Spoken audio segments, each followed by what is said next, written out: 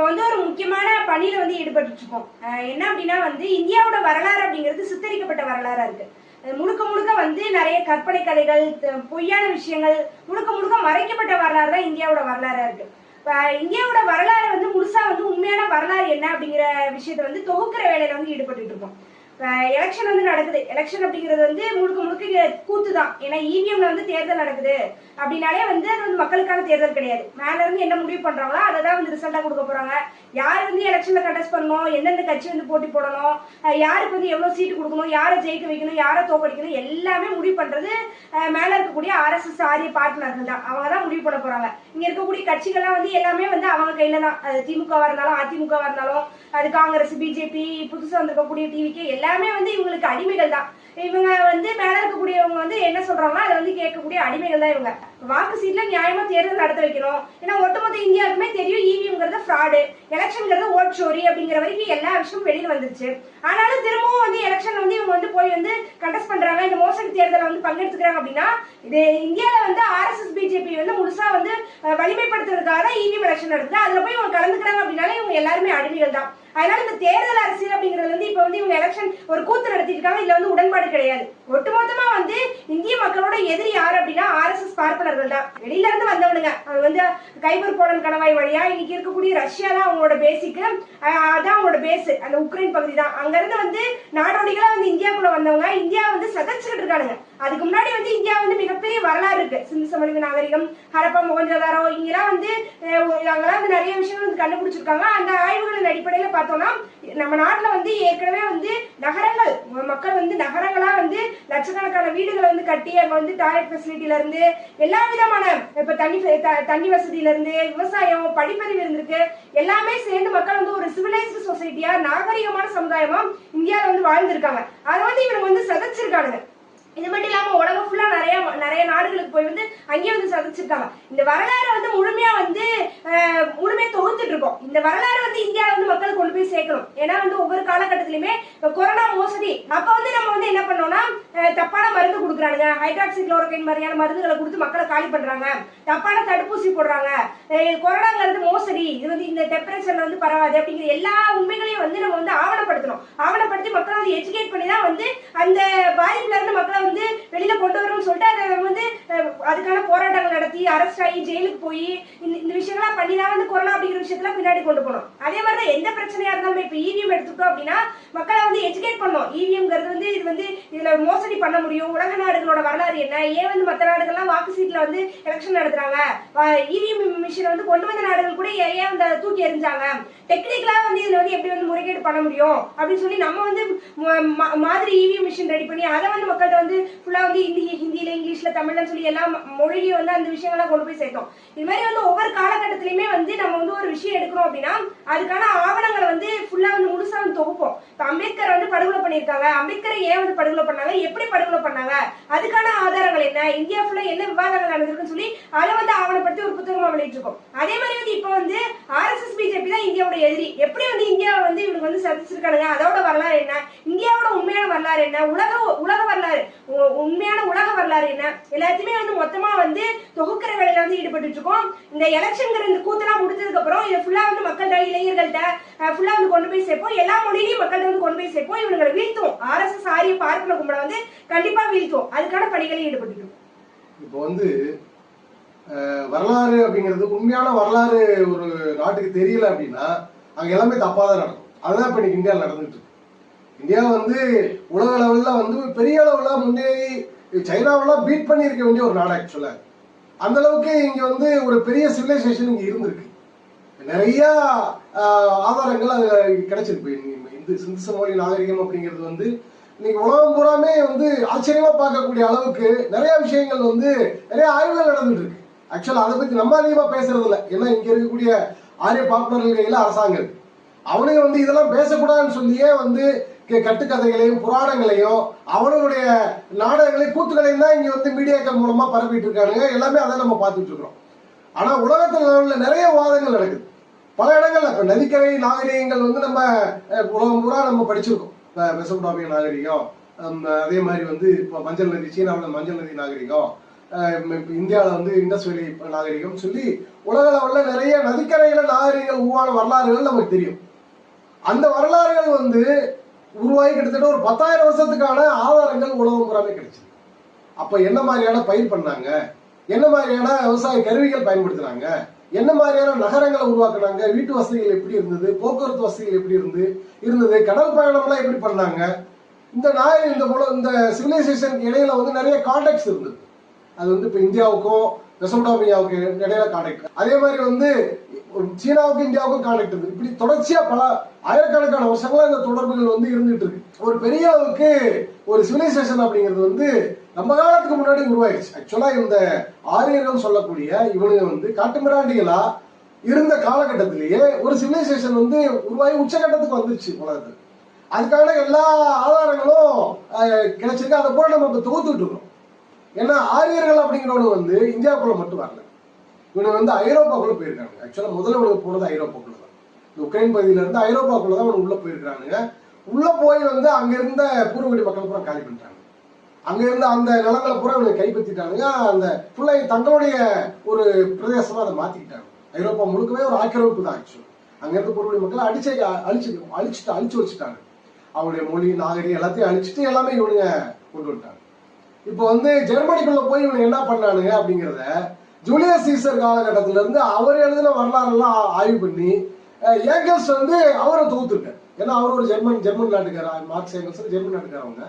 ஜெர்மனிக்குள்ள ஆரியர்கள் எப்படி வந்தானுங்க, அங்க வந்து எப்படி காட்டுமிராண்டி தளத்துல இவங்க ஈடுபட்டானுங்க, அங்க எப்படிப்பட்ட அந்த நாகரிகத்தை அங்க இருந்த நாகரிகம் சிவிலைசேஷன் வந்து எப்படி அழிக்கிறதுக்கு முயற்சி பண்ணானுங்க, எப்படி வந்து கடைசியா அந்த ரோமுக்கு இவங்களுக்கு நடந்த சண்டைகள் என்ன, எப்படி இவனுக்கு வந்து அங்க வந்து செட்டில் ஆனாங்க, ஒரு கட்டத்துல வந்து செட்டில் ஆனானுங்க, இது எல்லாத்தையுமே வந்து ஏங்கல்ஸ் வந்து அந்த முழுமையான ஆவணங்களோட பழைய காலத்து ஜூலியஸ் சீசர் காலகட்டத்தில் இருந்து அவர் எழுதின ஹிஸ்டரியில இருந்து தொகுத்து அதை ஆவணப்படுத்திருக்காரு. இந்த உலக வரலாறு நம்ம முழுசா புரிஞ்சுக்கிட்டோம்னா தான் சீனாவுடைய வரலாறு என்ன, ஐரோப்பாவோட வரலாறு என்ன, ஏன்னா அமெரிக்கா கண்டத்துடைய வரலாறு ரொம்ப சமீப காலத்து வரலாறு. இவனுக்கு போய் தான் இந்த ஐரோப்பால இருந்து இவனுக்கு போய் அங்க உள்ள பூர்வகுடி மக்கள் எல்லாம் காலி பண்ணி அதை தங்களுடைய கண்ட்ரோல் எடுத்து ஆக்கிரமிச்சுட்டாங்க.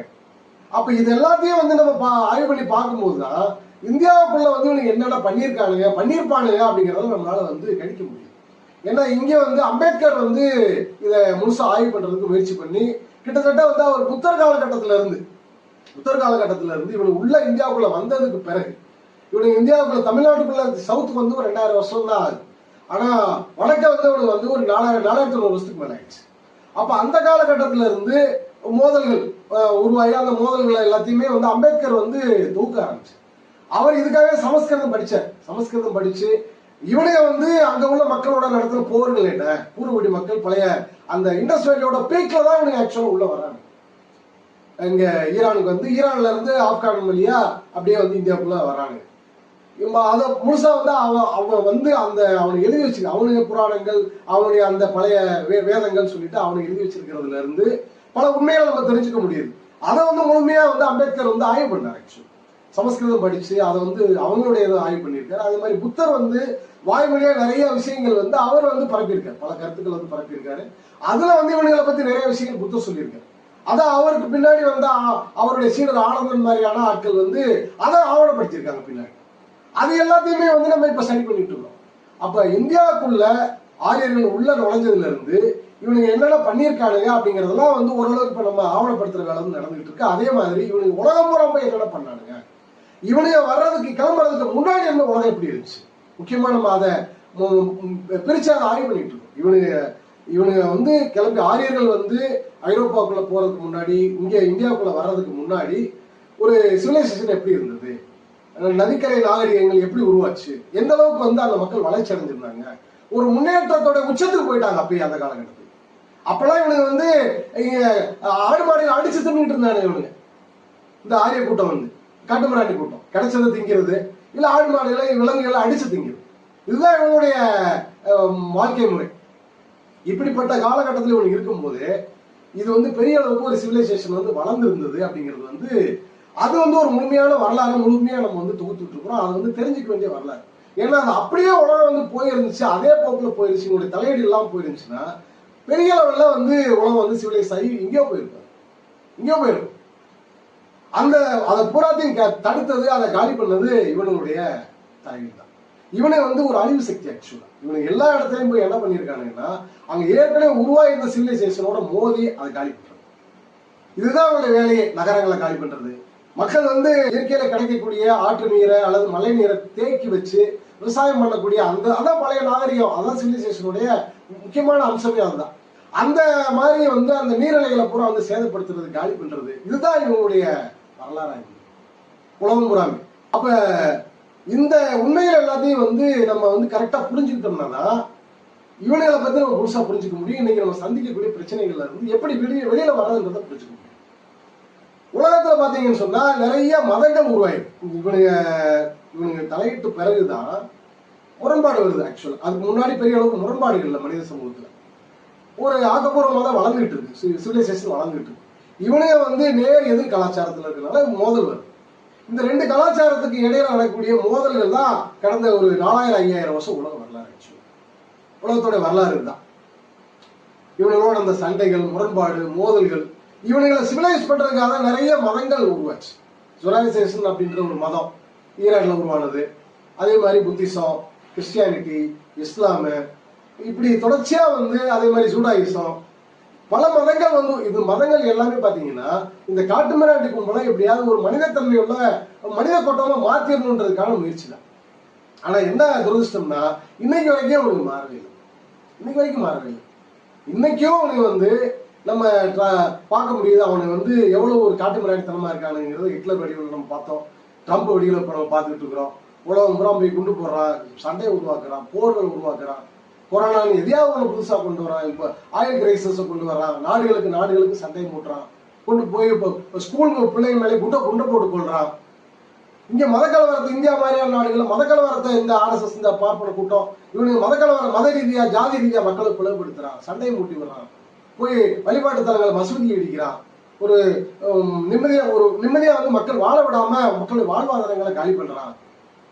வேலைவாய்ப்பு உருவாக்காம வட மாநிலங்கள் எல்லாம் வந்து இவங்க ஆதிக்கத்துல உச்சத்துல இருக்கக்கூடிய பகுதிகள் எல்லாம் அங்க உள்ள மக்களை பூரா அடிச்சு துரத்துறான். இந்தியா போய் பொழைச்சுக்கலாம் போடுக்கலாம்னு சொல்லி பூரா இங்க தென் மாநிலங்களுக்கு அடிச்சு விடுறான். எல்லாத்தையும் அங்க பொழப்பு உருவாக்காம அவனுக்கு இங்கே இவனை வந்து இங்க உள்ள மக்களோட மோதல் ஈடுபட்டு இங்க பிரச்சனை உண்டாக்குறான். இப்படி வந்து இவனுங்க ஒட்டுமொத்தமா வந்து ஒரு அழிவு சக்தி. இப்ப இந்த அழிவு சக்தியை வந்து வீழ்த்தணும் அப்படின்னா இந்த வரலாறு முழுசா நம்ம தெரிஞ்சுக்கணும். அதுக்காக தான் இப்ப தொகுக்கிற வேலையை வந்து பார்த்துட்டு இருக்கோம். இவனுக்கு இன்னைக்கு என்ன பண்ணிட்டு இருக்கானுங்கன்னா உலகம் முறை இவனுக்கு வந்து ஒரு நெட்வொர்க்கா இருக்காங்க. இப்போ இஸ்ரேலு, அதே மாதிரி இப்போ அமெரிக்காவில் இருக்கக்கூடிய அந்த ஆதிக்க சக்திகள், இப்போ இந்தியாவில் இருக்கக்கூடிய இந்த ஆர்எஸ்எஸ், இந்த பிஜேபி, இந்த ஆரிய பார்ப்பனர், இவங்க எல்லாமே ஒரு நெட்வொர்க்கா தான் இயங்குறாங்க. உலகம் பூரா இருக்கக்கூடிய அந்த காட்டுமிராண்டி கூட்டம், இந்த பழைய அந்த ஆரிய கூட்டம் எல்லாமே ஒன்னாதான் இயங்குறாங்க. அவனுங்க எல்லாம் சேர்ந்துதான் உலகத்தை கண்ட்ரோல் பண்றாங்க. பூர்வடி மக்களை மிச்சம் இருக்கிறத அழிக்கிறதா அவனுடைய நோக்கம், வேற எதுவுமே கிடையாது. எப்படி ஐரோப்பால காலி பண்ணிட்டானுங்க, அதே மாதிரி அமெரிக்கால காலி பண்ணிட்டானுங்க. சைனாவை பொறுத்த வரைக்கும் அங்க உள்ள மக்கள் வந்து அங்கேயும் இதே மாதிரி ஒரு கூட்டம் உள்ள போனானுங்க, மங்கோலியால உள்ள போனானுங்க. இவனுங்களை வந்து கிட்டத்தட்ட தங்களுக்கு கீழே தங்களோட மிங்கிளாயிட்டாங்க. சைனா மக்களோட மிங்கிளாயிட்டாங்க. இந்த காட்டுப்பிராயத்தை விட்டுட்டு அந்த சிவிலைசேஷனோட இவனுக்கு கலந்துட்டாங்க. இன்னும் இவனு இந்த ஆரிய கூட்டம் வந்து இவனு இங்க வந்து அவனுக்கு அங்க உள்ள போயிடக்கூடாதுன்னு சொல்லி ஒரு சீன பெருஞ்சுவர் சொல்லி பெரிய நாட்டையே வந்து சுவர் கட்டி மறைச்சானுங்க. அலர்ட்டா இருந்தானு. அதனால வந்து அங்க அவனை வந்து சமாளிச்சு அந்த பழைய சிவிலைசேஷனை அப்படியே கன்டினியூ பண்ணி இன்னைக்கு அவனுக்கு ஓரளவுக்கு அட்வான்ஸ் ஆகி நிக்கிறாங்க. இங்க நம்ம நாட்டை பொறுத்த வரைக்கும் வந்து நம்ம வந்து இங்க நமக்கு ஒரு இயற்கையான தடுப்பு இமயமலை இருக்கு. பெரிய அளவுக்கு நம்ம ஒரு முன் தயாரிப்பு இங்க இல்லை. ஒரு பெரிய அளவுக்கு என்ன சொல்றதுன்னா ஒரு ப்ரிப்பரேஷனோட இங்க இல்லை இங்க மக்கள் வந்து. அதனால இவங்க உள்ள வந்தானுங்க, நிறைய முரண்பாடுகள் வந்துச்சு, மோதல் வந்துச்சு, பழைய நகரங்கள் அழிஞ்சிச்சு. கடைசியா வந்து செதறி போய் மக்கள் வந்து அங்கே இங்கேயே வந்து சவுத்தை வந்து அதிகமா டார்கெட் பண்ணி இந்த பகுதியில் மக்கள் வந்து ஆர்கனைஸ் ஆகிட்டாங்க. அங்க உள்ள மக்கள்லாம் இங்க வந்து ஆர்கனைஸ் ஆகி இங்க அவங்க ஒரு கிட்டத்தட்ட வந்து அந்த ஆரிய எதிர்ப்பு உணர்வு கொண்டவங்க சவுத்துல ஆர்கனைஸ் ஆகக்கூடிய சூழ்நிலை வந்து உருவாச்சு. ஆனா இவனுக்கு இன்னைக்கு வரைக்கும் என்ன பண்றானுங்க, விடாம துரத்திக்கிட்டே தான் வர்றாங்க. துரத்திக்கிட்டே இன்னைக்கு வரைக்கும் விட மாட்டோம், நாங்க தான் மேல, நாங்க எங்களுக்கு கீழே தான், நீங்களா நாங்க உங்களை அழிச்சுதான் ஆகும்னு சொல்லி ஆரம்ப காலகட்டத்தில இருந்து இவனுங்களுக்கு ஃபுல்லா ஃபாரின் நெட்வொர்க், இதுதான் இவனோட முக்கியமான பலமே. எல்லாத்தையும் பிரிச்சு வச்சிருக்கானுங்க. இவனே வந்து ஒற்றுமையா இருக்கிறானுங்க. பிளஸ் வந்து வெளியில உள்ள இந்த காட்டு மிராண்டி கும்பலோட நெட்வொர்க் வச்சிருக்காங்க. இது அந்த காலத்துல இருந்து இங்க இவங்களால சமாளிக்க முடியல, வெளியில இருந்து எவ்வளவு படையெடுத்து வருவாங்க. இவங்க ஏற்பாட்டுல வெளியில இருந்து படையெடுத்து வருவாங்க. படையெடுத்து வந்து இங்க உள்ள மக்களை வந்து திருப்பி சிக்கலை உண்டாக்கும், உண்டு பண்ணுவாங்க, போர்கள் உண்டு பண்ணுவாங்க. தொடர்ச்சியா நடந்துகிட்டே இருக்கு. இப்போ வந்து ஒட்டுமொத்தமா வெள்ளக்காரன் வந்த பிறகு ஒரு நேஷன், ஒரு நாடு அப்படின்னு சொல்லி எல்லாத்தையும் ஒரு சிஸ்டத்துக்குள்ள கொண்டு வந்துட்டாங்க. கொண்டு வந்து இப்ப நம்ம இவனை விட்டு தனியா வாழ்ந்தாலும் வாழ முடியாது. இப்ப இவனுக்கு கொண்டு வரக்கூடிய எல்லா சட்டங்களும் நம்மளையும் தான் பாதிக்கும், நம்மளை தான் அதிகமா பாதிக்கும். இவனுக்கு டிமானிட்டைசேஷன் கொண்டு வந்தாலும், ஜிஎஸ்டி கொண்டு வந்தாலும், லாக்டவுன் போட்டாலும், எந்த சிக்கல் கொண்டு வந்தாலும் இங்க உள்ள மக்கள் அதிகமா பாதிக்கக்கூடிய சூழல் தான் வரும். அப்ப இது எல்லாத்துக்கும் ஒரு தீர்வு வரணும் அப்படின்னா வந்து முதல்ல வந்து இவனுங்களை பத்தி முழுசா நம்ம தெரிஞ்சுக்கணும். முழுமையான வரலாறு தொகுக்கணும், அதை மக்களுக்கு கொண்டு போய் கொடுக்கணும், முக்கியமா இந்த தலைமுறை கொண்டு போய் கொடுக்கணும். அதுக்கான வேலையில வந்து முழுசா ஈடுபட்டு